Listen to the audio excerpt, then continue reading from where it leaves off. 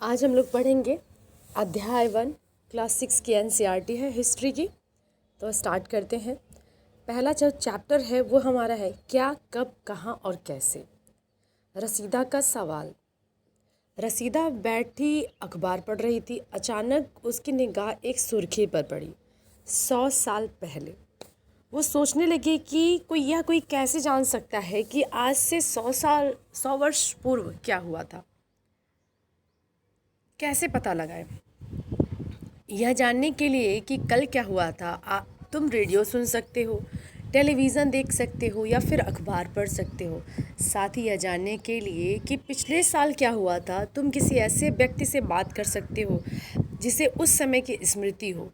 लेकिन बहुत पहले क्या हुआ था ये कैसे जाना जा सकता है। अतीत के बारे में हम क्या जान सकते हैं। अतीत के बारे में हम बहुत कुछ जान सकते हैं, जैसे लोग क्या खाते थे, कैसे कपड़े पहनते थे, किस तरह के घर में रहते थे। हम आखेटकों को, आखेटक मतलब होता है शिकारी, पशुपालकों, कृषकों, शासकों, व्यापारियों, पुरोहितों, शिल्पकारों, कलाकारों, संगीतकारों या फिर वैज्ञानिकों के जीवन के बारे में जानकारी हासिल कर सकते हैं। यही नहीं, हम ये भी पता कर सकते हैं कि उस समय बच्चे कौन सा खेल खेला करते थे, कौन सी कहानियाँ सुना करते थे, नाटक कौन से देखा करते थे और कैसे गीत गाया करते थे। मतलब कि किस तरह का गीत गाया करते थे, कौन कौन से गीत थे। तो पहले के बारे में हम जान सकते हैं। लोग कहाँ रहते थे। मानचित्र 1, मानचित्र 1 में आप देखेंगे जो कि पेज नंबर 2 पे है, में नर्मदा नदी का पता लगाइए। कई लाख वर्ष पहले से लोग इस नदी के तट पर रहते थे। यहाँ रहने वाले आरंभिक लोगों में से कुछ कुशल संग्राहक थे जो आसपास के जंगलों की विशाल संपदा से परिचित थे। अपने भोजन के लिए वे जड़ों, फलों तथा जंगल से अन्य उत्पादों का यहीं से संग्रह किया करते थे। वे जानवरों को आखेट किया करते थे।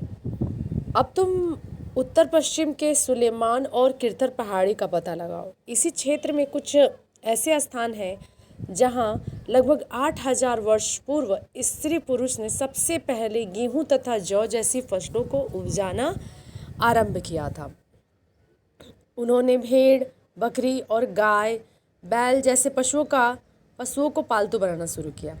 ये लोग गांवों में रहते थे। उत्तर पूर्व गारो और मध्य भारत में विंध्य पहाड़ियों का पता लगाओ। ये कुछ अन्य ऐसे क्षेत्र थे जहां कृषि का विकास हुआ, जहां सबसे पहले चावल उपजाया गया। वे स्थान विंध्य के उत्तर में स्थित है। जहां सबसे पहले चावल उपजाया गया था वो कहाँ है, वो स्थान जो है विंध्य के उत्तर में है। मानचित्र पर सिंधु तथा इसकी सहायक नदियों को पता लगाने का प्रयास करो। सहायक नदियाँ किसे कहते हैं।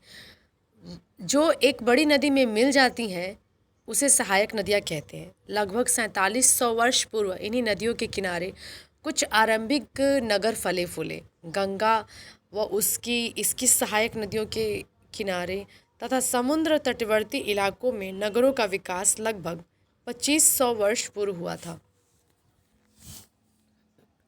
गंगा तथा इसकी सहायक नदी सोन का पता लगाओ। गंगा के दक्षिण में इन नदियों के आसपास का क्षेत्र प्राचीन काल में मगध के नाम से जाना जाता था। इसके शासक बहुत शक्तिशाली थे और उन्होंने एक विशाल राज्य स्थापित किया था। जो पहले आज जो बिहार है उसको पहले मगध के नाम से जानते थे। देश के अन्य हिस्सों में भी ऐसे राज्यों की स्थापना की गई थी। लोगों ने सदैव उपमहाद्वीप के एक हिस्से से दूसरे हिस्से तक यात्रा की। कभी कभी हिमालयों जैसे ऊंचे पर्वतों, पहाड़ियों, रेगिस्तानों, नदियों तथा समुद्र के कारण जोखिम भरी होती थी। फिर भी ये यात्रा उनके लिए असंभव नहीं था। अतः कभी लोग काम की तलाश में तो कभी प्राकृतिक आपदाओं के कारण एक स्थान से दूसरे स्थान तक जाया करते थे।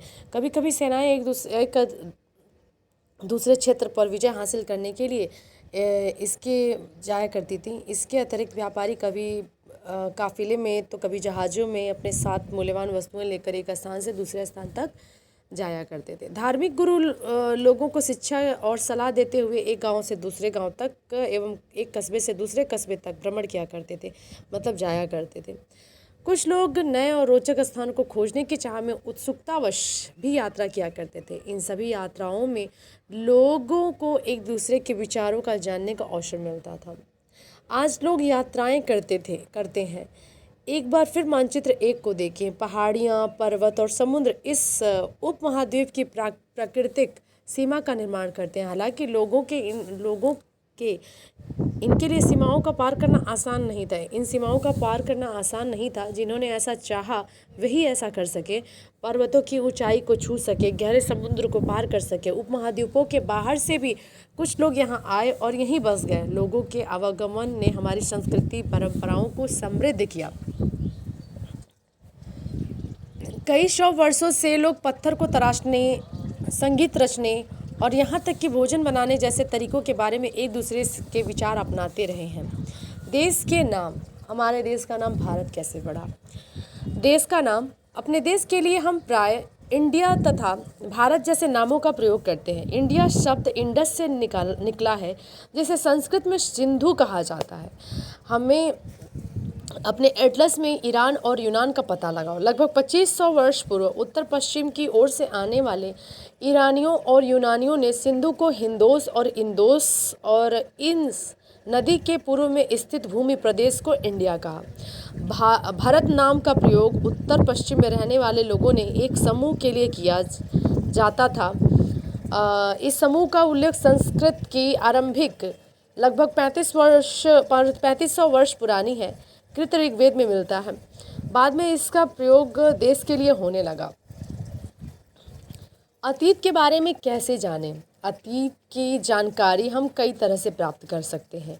इनमें से एक तरीका अतीत में लिखी गई पुस्तकों को ढूंढना और पढ़ना। ये पुस्तकें हाथ से लिखी होने के कारण पांडुलिपि कही जाती हैं। अंग्रेजी में पांडुलिपि के लिए प्रयुक्त होने वाला जो शब्द होता है वो मैन्यूस्क्रिप्ट है, और ये लैटिन भाषा के मैन्यू शब्द से लिया गया है, जिसका अर्थ है हाथ है, से निकला है। ये पांडुलिपियाँ प्राय ताड़पत्रों अथवा हिमालय क्षेत्र में उगने वाले भुर्ज नामक पेड़ की छाल से विशेष तरीके से तैयार भोजपत्र पर लिखी मिलती है। जैसा कि आप इस पिक्चर में देख सकते हैं, एक पांडुलिपि पे कुछ लिखा हुआ है। ताड़पत्रों से बनी पांडुलिपि का एक पृष्ठ यहाँ पर है। यह पांडुलिपि लगभग 1000 वर्ष पहले लिखी गई है। किताब बनाने के लिए ताड़ के पत्तों को काटकर उसे अलग अलग हिस्सों को एक साथ बांध दिया जाता था। भुर्ज पेड़ की छाल से बनी ऐसी ही एक पांडुलिपि को तुम यहाँ देख सकते हो। इतने वर्षों में इनमें से कई पांडुलिपियों को तो कीड़ों ने खा लिया, कुछ नष्ट कर दी गई। फिर भी ऐसी कई पांडुलिपियाँ आज भी उपलब्ध हैं। प्राय ये पांडुलिपियाँ मंदिरों और बिहारों से प्राप्त होती हैं। इन पुस्तकों में धार्मिक मान्यताओं, व्यवहारों, राजाओं के जीवन, औषधियों तथा विज्ञान आदि सभी प्रकार के विषयों की चर्चा मिलती है। इसके अतिरिक्त हमारे यहाँ महाकाव्य, कविताएं तथा नाटक भी हैं। इनमें से कई संस्कृत में लिखे हुए मिलते हैं, जबकि अन्य प्राकृत और तमिल में हैं। प्राकृत भाषा का प्रयोग आम लोग करते थे। हम अभिलेखों का अध्ययन कर सकते हैं। ऐसे लेख पत्थर अथवा धातु जैसी अपेक्षाकृत कठोर सतहों पर उत्कीर्ण किए गए मिलते हैं। कभी कभार शासक अथवा अन्य लोग अपने आदेशों को इस तरह से उत्कीर्ण करवाते थे ताकि लोग उन्हें देख सकें, पढ़ सकें और उनका पालन कर सकें। कुछ अन्य प्रकार के अभिलेख भी मिलते हैं जिनमें राजाओं और रानियों सहित अन्य स्त्री पुरुषों ने अपने कार्यों के विवरण उत्कीर्ण करवाए हैं। उदाहरण के लिए प्राय शासक लड़ाइयों में अर्जित विजयों का लेखा जोखा करते थे। क्या तुम बता सकती हो कि कठोर सतह पर लेख लिखवाने का क्या लाभ है? ऐसा करवाने में क्या क्या कठिनाई आती है? इसके अतिरिक्त अन्य कई वस्तुएं अतीत में बनी हैं और प्रयोग में लाई जाती हैं। ऐसी वस्तुओं का अध्ययन करने वाला व्यक्ति पुरातत्वविद कहलाता है। पुरातत्वविद पत्थर और ईंट से बनी इमारतों के अवशेषों, चित्रों तथा मूर्तियों का अध्ययन करते हैं। वे औजारों, हथियारों, बर्तनों, आभूषणों तथा सिक्कों की प्राप्ति की छानबीन तथा खुदाई भी करते हैं। इनमें से कुछ वस्तुएं पत्थर, पकी मिट्टी तथा कुछ धातु की बनी हो सकती हैं। ऐसे तत्व कठोर तथा जल्दी नष्ट होने वाले होते हैं। यहाँ पे है लगभग 2250 वर्ष पुराना यह अभिलेख आप यहाँ पर जो देख रहे हैं, ये अफ़गानिस्तान के कंधार से प्राप्त हुआ है। यह अभिलेख अशोक नामक शासक के आदेश पर लिखा गया था। इस शासक के विषय में तुम अध्याय 8 में पढ़ोगे। जब हम कुछ लिखते हैं तब हम किसी लिपि का प्रयोग करते हैं। लिपियाँ अक्षरों अथवा संकेतों से बनी होती हैं। जब हम कुछ बोलते हैं अथवा पढ़ते हैं तब हम एक भाषा का प्रयोग करते हैं। यह अभिलेख इस क्षेत्र में प्रयुक्त होने वाली यूनानी तथा अरामेइक भाषा नामक दो भिन्न लिपियों तथा भाषाओं में है। अब आते हैं पुरातत्वविद जानवरों, चिड़ियों तथा मछलियों की हड्डियों भी ढूंढते हैं। इससे उन्हें यह जानने में मदद मिलती है कि अतीत में लोग क्या खाते थे। वनस्पतियों के अवशेष बहुत मुश्किल से बच पाते थे। यदि अन्य के दाने अथवा लकड़ी के टुकड़े जल जाते हैं तो वो जले हुए रूप में बचे रहते हैं। क्या पुरातत्वविदों को बहुधा कपड़ों का अवशेष मिले होंगे। पांडुलिपियाँ अभिलेखों तथा पुरातत्व से ज्ञात जानकारियों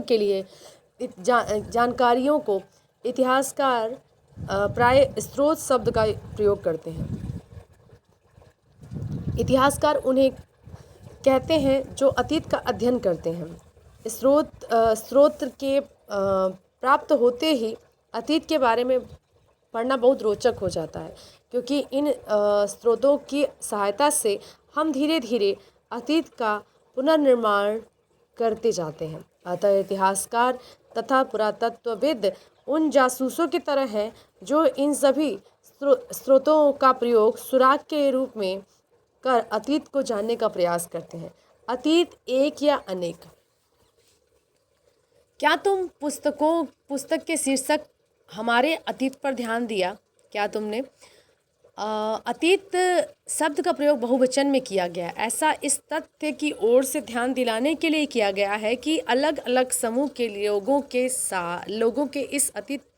लोगों के लिए इस अतीत के अलग अलग मायने होते हैं।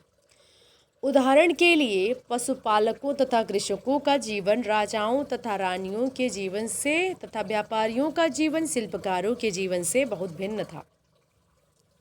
जैसा कि हम आज भी देखते हैं, उस समय भी देश के अलग अलग हिस्सों में लोग अलग अलग व्यवहारों और रीति रिवाजों का पालन करते थे। उदाहरण के लिए आज अंडमान द्वीप के अधिकांश लोग अपना भोजन मछलियाँ पकड़कर कर रहे हैं, शिकार करते हैं, फल फूल के संग्रह द्वारा प्राप्त करते हैं। इसके विपरीत शहरों में रहने वाले लोग खाद्य आपूर्ति के लिए अन्य व्यक्तियों पर निर्भर रहते हैं। इस तरह के भेद अतीत में भी विद्यमान थे। इसके अतिरिक्त एक अन्य तरह का भेद है। उस समय शासक अपनी विजयों का लेखा जोखा करते थे। यही कारण है कि हम उन शासकों तथा उनके द्वारा लड़ी जाने वाली लड़ाइयों के बारे में काफ़ी कुछ जानते हैं, जबकि शिकारी, मछुआरे, संग्राहक, कृषक तथा पशुपालक जैसे आम आदमी प्राय अपने कार्यों में लेखा जोखा नहीं रखते थे। पुरातत्व की सहायता से हमें उनके जीवन के बारे में जानने में मदद मिलती है। हालांकि अभी इनके बारे में बहुत कुछ जानना शेष है। तिथियों का मतलब क्या है? अगर कोई तुमसे तिथि के विषय में पूछे तो तुम शायद उस दिन के तारीख, माह, वर्ष जैसे 2000 या इसी तरह का कोई और वर्ष बताओगी। वर्ष की यह गणना ईसाई धर्म प्रवर्तक ईसा मसीह के जन्म की तिथि से की जाती है। अतः 2000 वर्ष कहने का तात्पर्य है ईसा मसीह के जन्म के वर्ष के बाद से। ईसा मसीह के जन्म से पूर्व की सभी तिथियां ईसा पूर्व, ईसा से पहले के रूप में जानी जाती हैं और इस पुस्तक में 2000 को अपना आरंभिक बिंदु मानते हैं। इस वर्तमान से पूर्व उनकी तिथियों का उल्लेख करेंगे इस वर्तमान से पूर्व की तिथियों का हम उल्लेख करेंगे। इतिहास और तिथियां। अंग्रेजी में बीसी यानी कि हिंदी में ईसा पूर्व, अंग्रेजी में बीसी और उसको हिंदी में ईसा पूर्व कहते हैं। इसका तात्पर्य यह है कि बिफोर क्राइस्ट, ईसा पूर्व होता है।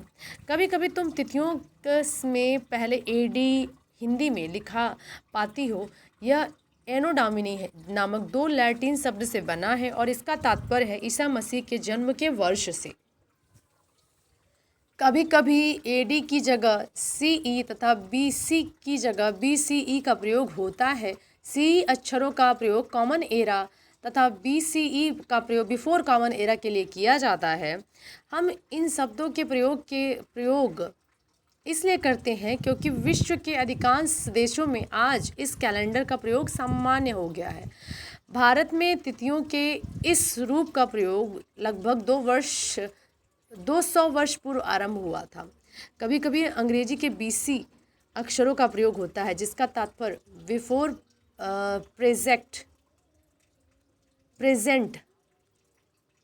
प्रेजेंट यानी कि वर्तमान से पहले है। इसका मतलब होता है वर्तमान से पहले, प्रेजेंट मतलब होता है आज का टाइम, और बिफोर वर्तमान से पहले। और ये एनसीईआरटी ख़त्म हो गई। इसको बार बार रीड करिए। Bye bye, take care.